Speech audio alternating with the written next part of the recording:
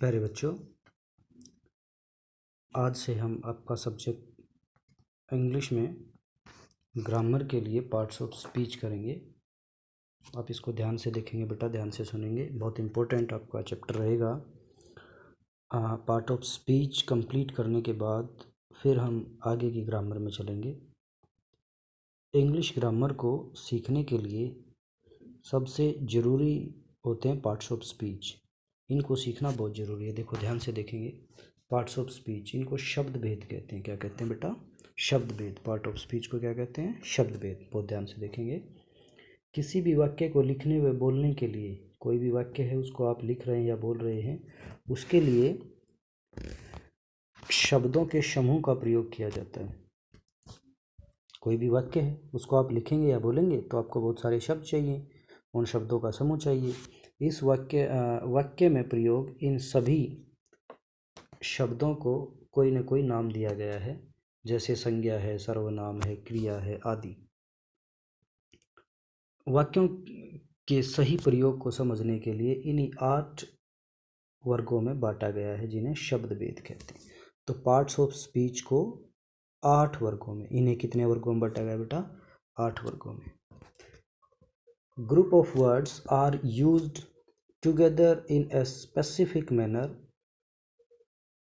to write or speak a sentence. Every single word in a sentence is given a name, noun, pronoun, verb, etc.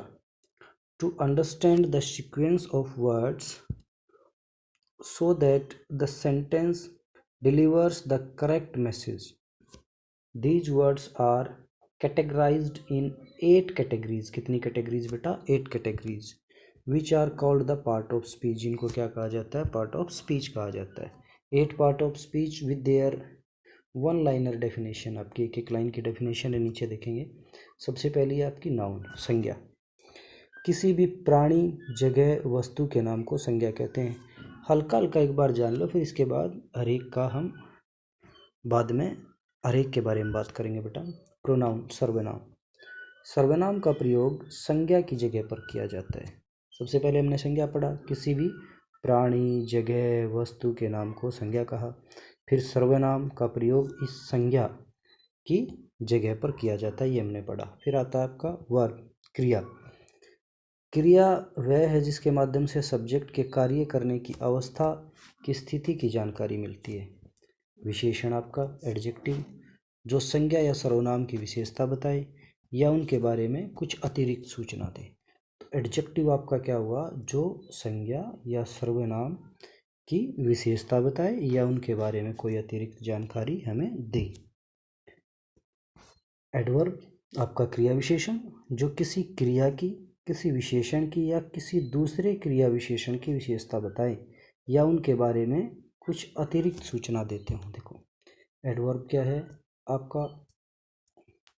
सबसे पहली बात तो किसी क्रिया की, वर्ब की, या किसी विशेषण की, या किसी एडजेक्टिव की, या किसी दूसरे क्रिया विशेषण की, किसी दूसरे एडवर्ब की ही विशेषता बताए। 3 बातें हो गई बेटा एडवर्ब में। या तो वो किस किस की विशेषता बता रहा है? वर्ब की विशेषता बताए, एडजेक्टिव की विशेषता बताए, या किसी दूसरे एडजेक्टिव की विशेषता बताए, उसको हम क्या कहते हैं? क्रिया विशेषण। या उनके बारे में कुछ अतिरिक्त सूचना हमें दे। छठा आपका है प्रीपोजिशन।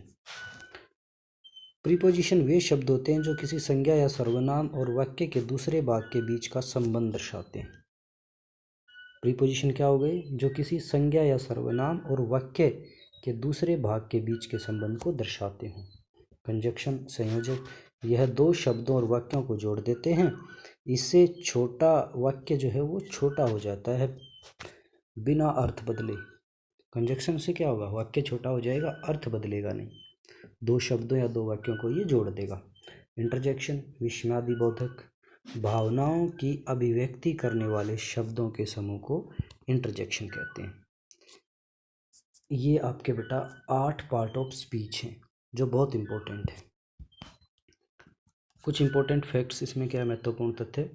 कहीं कहीं आर्टिकल्स ए एन दी को भी अलग शब्द भेद माना जाता है, लेकिन अधिकांशतः ये एडजेक्टिव विशेषण ही कहे जाते हैं, क्योंकि ये किसी संज्ञा के बारे में कुछ अतिरिक्त सूचना देते हैं। एडजेक्टिव में ही आ जाते हैं आर्टिकल्स आपके।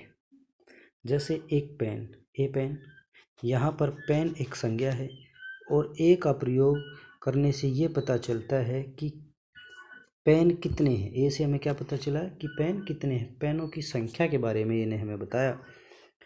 पेन के बारे में अतिरिक्त सूचना हमें मिली। यह बात आप तब बेहतर समझ पाएंगे जब आप आने वाले चैप्टरों में सभी शब्द भेदों को अच्छी तरह से समझ लेंगे बेटा। Generally articles are not considered a separate part of speech, rather classified as adjective because they modify nouns by mentioning their quantity as a number. A pen means one pen. एक पेन का मतलब, ए pen का मतलब क्या हो गया, एक pen, बस। देखो बेटा, जब हम किसी संज्ञा की मात्रा के बारे में बातें करें, जैसे एक आदमी, दो पेन, 3 लोग, 50 कबूतर आदि, इस तरह से संज्ञा की मात्रा के बारे में बताने वाली ये संख्याएं डेटर्मिनर्स कहलाती हैं, निर्धारक कहलाती हैं। यह डेटर्मिनर्स भी एडजेक्टिव विशेषण ही माने जाते हैं क्योंकि इनके कारण किसी संज्ञा के बारे में अतिरिक्त सूचना मिलती है। यह कंसेप्ट भी आप आगे आने वाले डेटर्मिनर्स, निर्धारक चैप्टर में पढ़ेंगे। Determiners are also classified as adjective because they modify a noun. वो क्या करते हैं, एक जो नाउन है उसके बारे में ही हमें बताते हैं, उसके बारे में अतिरिक्त जानकारी हमें देते हैं। आगे चलते हैं बेटा।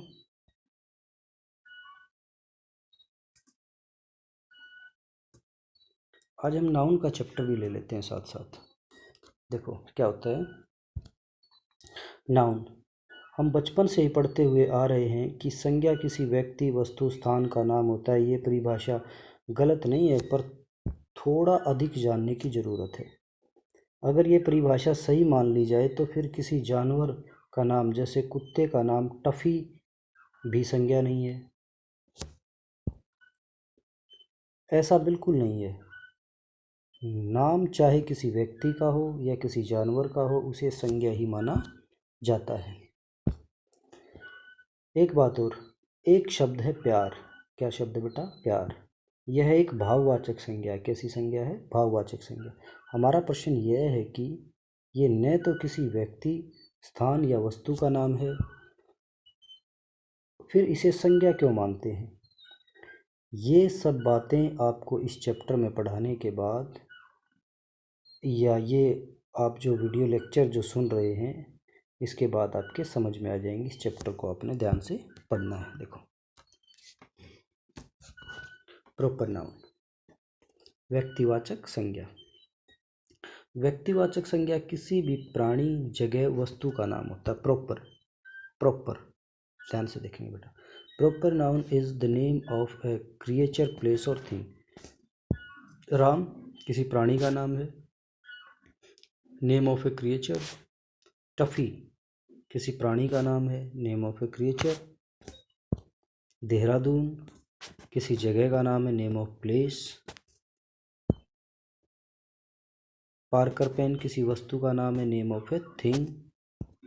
उषा फैन किसी वस्तु का नाम है, नेम ऑफ ए थिंग। तो प्रॉपर नाउन, प्रॉपर नाउन क्या है, जो किसी भी प्राणी, जगह या वस्तु का नाम हो, उसको हम प्रॉपर नाउन कहेंगे बेटा, प्रॉपर नाम हो। अब कॉमन नाउन, जब आप प्रॉपर नाउन और कॉमन नाउन दोनों को सीख लेंगे तो एक साथ आपको ये दोनों समझ में आ जाएंगे। इन दोनों की आपको तुलना करनी आनी चाहिए बेटा। कॉमन नाउन देखेंगे, जातिवाचक संज्ञा भी किसी प्राणी, जगह, वस्तु की जाति के बारे में बताता है। देखो वहाँ जाति नहीं थी, वहाँ क्या था, उसके नाम के बारे में बता रहा है, ये उसकी जाति के बारे में बता रहा है। जैसे चलिए अभी समझे। माना आपके सामने 2 मोबाइल रखे हुए हैं, यह एक नोकिया मोबाइल और दूसरा सैमसंग मोबाइल। 2 मोबाइल है आपके पास, एक नोकिया का है और दूसरा सैमसंग का है। दोनों में क्या समानता है बताओ, दोनों मोबाइल हैं, समानता है, इसलिए मोबाइल को एक कॉमन नाउन कहेंगे। इन दोनों की जाति मोबाइल है, इन दोनों की जाति क्या है, मोबाइल। और इधर सैमसंग का मोबाइल हो गया तो फिर वो प्रॉपर नाउन हो गया, नोकिया का मोबाइल हो गया तो प्रॉपर नाउन हो गया।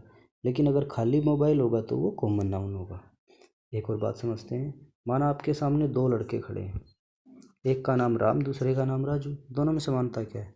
दोनों लड़के ही तो हैं। ऐसा तो नहीं कि राम को हम लड़का कह दें और राजू को लड़की कह दें, जबकि दोनों लड़के हैं। तो दोनों लड़के ही हैं, इसलिए लड़का एक कॉमन नाउन है। इन दोनों की जाति क्या है? लड़का, इसलिए कॉमन नाउन है लड़का। दो लड़कियां होती तो लड़की उनकी कॉमन जाति हो जाती। देखो बता के देखते हैं।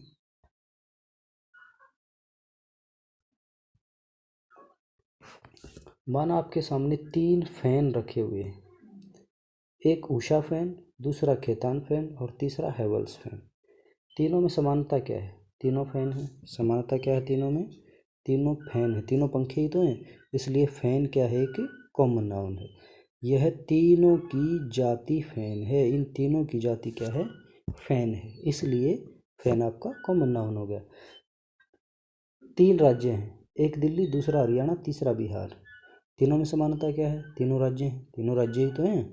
हरियाणा राज्य कहें, दिल्ली राज्य कहें या बिहार राज्य कहें, तो क्या होगा? इसलिए राज्य जो है वो एक कॉमन नाउन है। तीनों की जाति राज्य है। अभी देखो, हरियाणा हो गया, दिल्ली हो गया, हरियाणा हो गया या बिहार हो गया, ये तो हमारे कॉमन नाउन हो गए। और राज्य सॉरी, ये तो हमारे प्रॉपर नाउन हो गए और राज्य हमारा कॉमन नाउन हो गया। कलेक्टिव नाउन तीसरा बेटा, समूहवाचक संज्ञा प्राणियों के, जगह के या वस्तुओं के समूह को दर्शाता है। कलेक्टिव नाउन क्या क्या दिखाता है? Collective noun denotes the group of creature, place और थिंग। समूहवाचक संज्ञा प्राणियों के, जगहों के या वस्तुओं के समूह को दर्शाता है। कैसे? देखो, पीपल लोग, कई लोगों का समूह, ग्रुप ऑफ पर्सन्स। हम कहेंगे कि वहाँ पर कुछ लोग थे, मतलब कई लोग थे, आदमी खड़े थे बहुत सारे, उनका ग्रुप था तो हमने उनको पीपल कह दिया। ठीक है। क्राउड भी कई लोगों का समूह, भीड़। बैच कई विद्यार्थियों का समूह, ग्रुप ऑफ स्टूडेंट्स, हम उसको बैच कहेंगे। ये बैच अभी निकला है हमारा, एक बैच अभी जो बच्चे 12वीं क्लास में पढ़ रहे थे वो बैच पढ़ के अपने स्कूल से चला गया है। ठीक है। एक बैच 6ठी क्लास से 7वीं क्लास में चला गया है। ऐसे विद्यार्थियों के समूह को हम बैच कहेंगे। टीम, कई खिलाड़ियों के समूह को टीम कहेंगे। बंच गुच्छा अंगूर का, ग्रुप ऑफ ग्रेप्स। फैमिली परिवार, group of members. Few other examples, collective noun के कुछ और एग्जाम्पल हैं बेटा। आर्मी है, क्लास है, कमेटी है, काउंसिल है, डिपार्टमेंट है, सोसाइटी है, मेजॉरिटी है, माइनॉरिटी है, बहुत सारे ऐसे आप पढ़ोगे। ऑडियंस है, ज्यूरी है, कंपनी है और आपका जो है कॉरपोरेशन है, एक्सेट्रा। बहुत सारे हैं एग्जाम्पल। मतलब जहाँ पर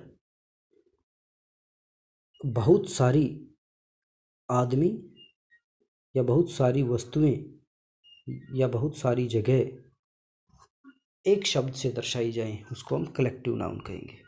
मटेरियल नाउन पदार्थवाचक संज्ञा, नाम से ही स्पष्ट हो रहा है पदार्थवाचक। पदार्थवाचक संज्ञा किसी पदार्थ का नाम होता है। Material noun denotes the name of a material, जैसे सोना है, चांदी है, तांबा है, ग्लास है, लकड़ी है, पत्थर है, ये सभी। एब्स्ट्रैक्ट नाउन, ये बहुत इंपॉर्टेंट है बेटा। भाववाचक संज्ञा, इसको क्या कहते हैं? भाववाचक संज्ञा। भाववाचक संज्ञा वह होती है जिसे हम छू या देख नहीं सकते, सिर्फ महसूस किया जा सकता है। आप उसको देख नहीं सकते, छू नहीं सकते, सिर्फ आप उसको महसूस कर सकते हैं। जैसे देखो, ईमानदारी है, क्या ईमानदारी को छू सकते हैं भाई? हम कह सकते हैं भाई वाह भाई दिखा तेरी ईमानदारी कितनी बड़ी है, ले छू के देख लूँ, देना तेरी ईमानदारी, क्या मेरे बैग में आ जाएगी? ऐसा होता है बेटा? नहीं। ईमानदारी को हम नहीं देख सकते, ना छू सकते। प्यार को ना देख छू सकते, ना चोरी को, ना घृणा को, ना समय को, ना सोच को, ना भावनाओं को, ना मैथमेटिक्स गणित को, ना उम्मीद को। ये सारी की सारी हमारी बहुवाचक संज्ञाएं। आपके मन में शायद अब एक सवाल आए कि लव तो एक क्रिया है, फिर ये बहुवाचक संज्ञा कैसे? कुछ ऐसे शब्द होते हैं जो क्रिया व संज्ञा दोनों की तरह प्रयोग किए जाते हैं। लव के दो मतलब हैं, एक है प्यार और दूसरा है प्यार करना। पहला वाला एब्स्ट्रैक्ट नाउन है, मतलब ये, जिसका मतलब प्यार है। दूसरा वाला क्रिया है, मतलब ये प्यार करना, क्योंकि दूसरे वाले में करना का प्रयोग किया गया है, जिससे पता चलता है कि किसी काम को करने की बात हो रही है। प्यार करना यानी एक काम यानी क्रिया है।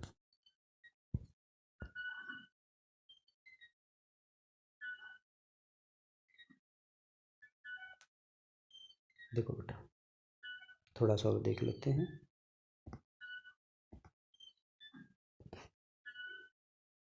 You must be thinking that love is a verb, यह भी हमने जो पढ़ा था इसी का इंग्लिश ट्रांसलेशन है। लव इज़ लाइफ, प्यार जिंदगी है। यहाँ पर लव एक भाववाचक संज्ञा है। Love is an abstract noun, यहाँ पर आई लव यू, मैं तुम्हें प्यार करता हूँ, यहाँ पर लव एक क्रिया है, यहाँ पर लव एक क्या है, वर्ब है। आज के लिए इतना ही बेटा, आप इसको बहुत ध्यान से 2-3 बार पढ़ेंगे, और एक बारी में समझ में नहीं आता तो 2 बार समझेंगे। वीडियो को रोक रोक के जो कुछ इसमें लिखा हो अपनी अपनी नोटबुक में, अपनी कॉपी में लिखने की कोशिश इसको करेंगे बेटा। Thank you.